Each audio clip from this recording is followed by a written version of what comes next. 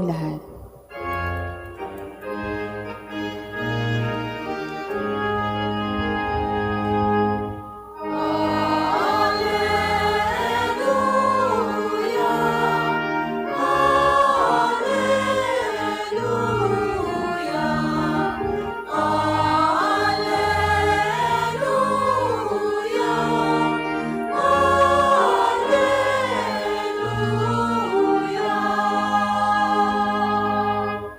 Humayo't magturo kayo, palaging kasama ako hanggang sa wakas ng mundo.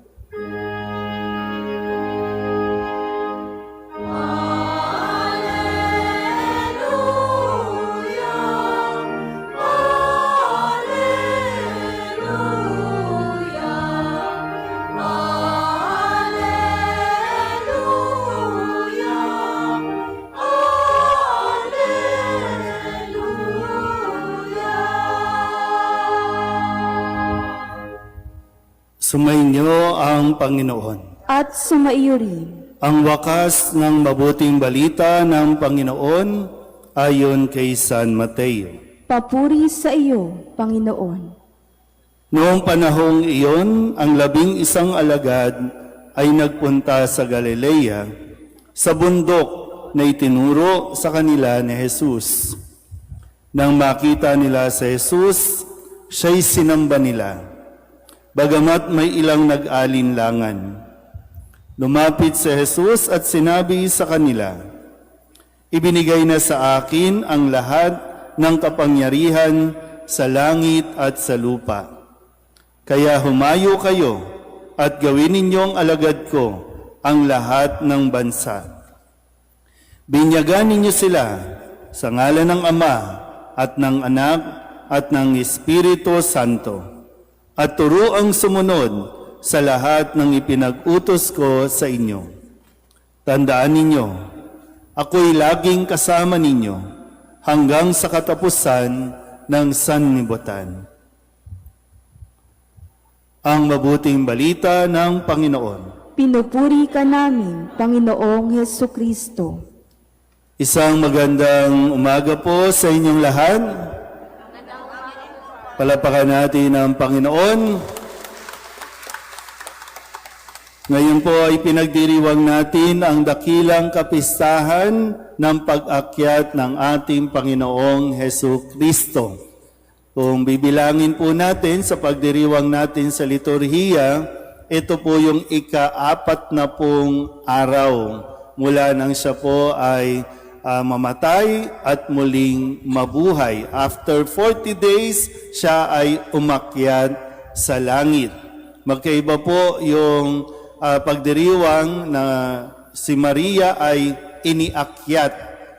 Si Jesus ay umakyat, yung ascension at yung assumption. So 40 days na simula ng mangyari ang kanyang kamatayan at muling pagkabuhay.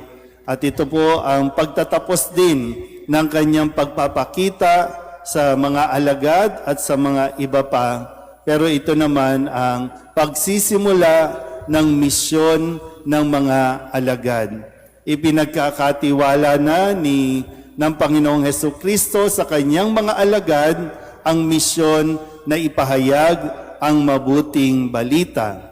Kaya nga sabi po sa unang pagbasa, sabi ng anghel, nang umakyat si Jesus sa langit habang nakatingala ang mga alagad, ginising ang kanilang mga kaisipan, bagamat napakaganda sigurong pagmasdan, kumbaga sa pelikula talagang umaakyat si Jesus, namamangha ang lahat ng mga naroroon. Pero pagkatapos nun, ang sabi ng anghel ay, "Anong tinitingala-tingala ninyo? Ano pang ginagawa ninyo?" Di ba mayroon ng binigay na mandate, humayo kayo, ipahayag ninyo ang mabuting balita sa buong mundo. Sa bawat sulok ng daigdig, ipahayag ang mabuting balita. Kaya nga kasabay din yan ang pagdiriwang ng World Communication Sunday na binibigyan din yung misyon na magpahayag ng mabuting balita gamit ang lahat ng pwede nating gamitin. Nung sinaunang panahon, ang kanila pong pamamaraan, bukod sa pisikal na pagpapahayag ng mabuting balita, syempre, wala pang sasakyan, mga kamelyo lang ang kanilang ginagamit, barko o bangka, at napakatagal na pagbabiyahe bago marating ang isang bayan o ang isang bansa. Pero sabi nga, kung kinakailangang sumulat, uulit-ulitin mo lang dahil wala namang photocopier o Xerox machine. Kumpara sa ngayon, napakaraming platform, napakaraming gamit ang internet ay naipapahayag na natin ang mabuting balita, naipaparinig at naipaparating na natin ang mga salita ng Diyos. Gagaya ngayon, habang tayo po ay naririto, meron tayong mga kapiling na nasa online. Iba man ang ating oras, iba man ang ating araw. Para sa iba, Sabado pa lang, sa iba naman, Lunes na. Pero sa atin, Linggo, at ipinapahayag natin ng sabay-sabay, naririnig natin ng sabay-sabay ang ipinahayag na mabuting balita. Sabihin nyo nga po, misyon. So may misyon tayo na magpahayag ng mabuting balita. Hindi konsumisyon. Hindi tayo dapat maging konsumisyon. Lalo pa sa panahon ngayon, talagang kailangan ng maraming taong tutugon sa panawagan na ito. Tutugon sa misyon na magsalita ng katotohanan, magpahayag ng katotohanan. Ang katotohanan ay si Kristo. Ang mabuting balita ay si Kristo. Kahit na po year 2020 na tayo, napakarami pa rin tao, kahit nga sa Pilipinas man lang, meron pa mga taong nasa kabundukan ang hindi pa nakakaparinig ng salita ng Diyos.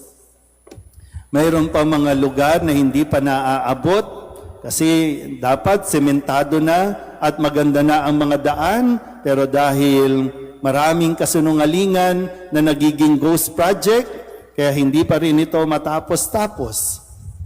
Sa sitwasyon natin ngayon, sa kalagayan natin sa ating gobyerno, dahil sa kasinungalingan, dahil sa dami ng tao sa Senado na namumuhay sa kasinungalingan, kung kaya't nagugulo ang atin pong pamumuhay.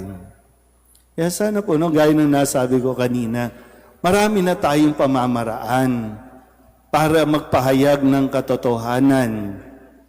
Magsalita kayo. Magpahayag kayo. Kung kahit nga matanda na, mayroon pa rin social media eh. Imbis na yung, ano bang tawag dyan? Games ang inyong atupagin, bakit hindi mo itry na mag-post ng salita ng Diyos? At sikapin din natin na huwag mong i-share kapag kasinungalingan. Kasi ngayon, maraming yumayaman sa pagpapahayag ng kasinungalingan. Marami nga ang trabaho gumawa ng kasinungalingan. Yun ba ang iniwan ni Kristo sa mga alagad? Ang magpahayag ng kasinungalingan? Kailangan din nating tapatan at higitan ang mga taong nagpapahayag ng kasinungalingan dahil ang kasinungalingan gawain ng demonyo. Pero kung mananahimik lang tayo, paano natin imumulat ang mga kabataan na yung mali ay mali? Yung kasinungalingan, kahit kailan, hindi magdudulot ng mabuti o kabutihan. Kaya kung itong mga nakalipas na araw o buwan, talagang ang daming misguided. Ang daming nabibiktima na kunwari ito yung totoo. Ang dami pang nagla-live. Inaatake na daw sila pero nakakapag-live pa. Di ba? Pero maraming tao ang nakukuha, napapaniwala. Ano ba nangyayari sa atin? Yung mga institusyon ng gobyerno natin na dapat tinitingala dahil sila dapat yung nagbibigay ng halimbawa ng tamang pagsunod at pag-unawa sa ating mga batas, medyo bumababa yata ang kalidad. Sila ba, minsan pwede rin na maisipin, no? Sila ba yung bumababa yung kalidad o tayo ang bumababa ang kalidad sa pagpili natin ng mga maglilingkod sa ating bayan? Sila ba talaga o tayo? Ano ba sa tingin ninyo? Tingnan nyo nga yung katabi ninyo kung ano ba, mangmang ba talaga o sadyang wala lang lakas ng loob? Kaya nga sabi sa ikalawang pagbasa, di ba, sa sulat ni San Pablo sa mga taga-Efeso, ang Panginoong Hesukristo ang magbibigay sa atin ng kalakasan kung lalapit lang tayo, kung dudulog lang tayo, kung hihingi lang tayo ng tulong sa ating Panginoong Hesukristo na siya rin namang nangako, no? Sabi niya, lagi ninyo akong makakasama. Pero tayo nang ayaw sumama kay Kristo. Kasi pag kay Kristo, pag sa simbahan, walang kikitain. Pag umupo ka nga dyan, mamaya lalapitan ka pa ng kolektora, maghuhulog ka pa. Pero kapag sumama ka sa mga tao, may makukuha kang 1.5. May makukuha kang 500. Pero ito na ba yung ating pananaw?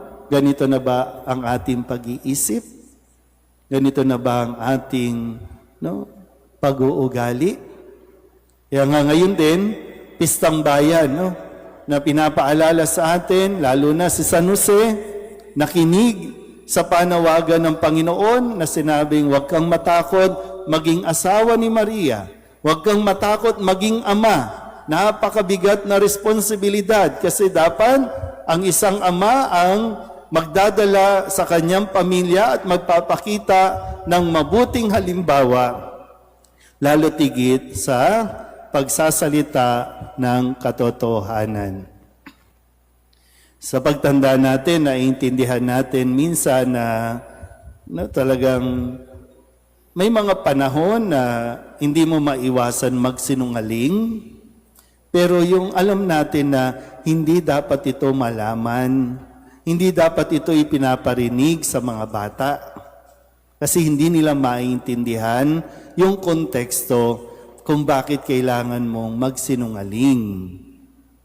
Pero muli, itinatama natin kung sakaling nakapagsinungaling tayo, itinatama natin. Kaya nga, kailangan lang tamang pakikipag-ugnayan, pakikipag-communicate. Yung kailangan pakinggan mo yung sinasabi at yung ibig sabihin o nilalaman ng kanyang sinasabi. Kaya nawa, sa linggong ito, di natin alam kung anong mangyayari bukas, sa pagbabalik ng mga senator natin sa Senado. Baka yung forthwith hindi na naman maintindihan. Baka magkakaiba na naman sila ng definition sa forthwith na yan. Sila, pero alam niyo yun, yung ang tatalino, pero, ewan ko, nagmumukhang tanga yung mga matatalino natin Di ba?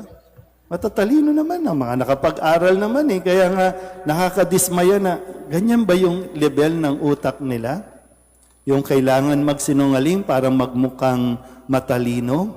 Kailangan magsinungaling para may maibagsak? Pero, ipagdasal po natin kay San Jose, Kasi karamihan sa mga nandiyan dyan, mga tatay, may asawa yan, may anak yan, sana isipin din nila ang kanilang pamilya. Kung ano ang ipinapakita nilang halimbawa sa kanilang pamilya, lalo tigit sa ating bayan. So sa tulong nawa ni San Jose, ang Ama ng ating Panginoong Jesucristong umakyat sa langit, makatugon din nawa tayo sa misyon na magpahayag ng katotohanan. Amen.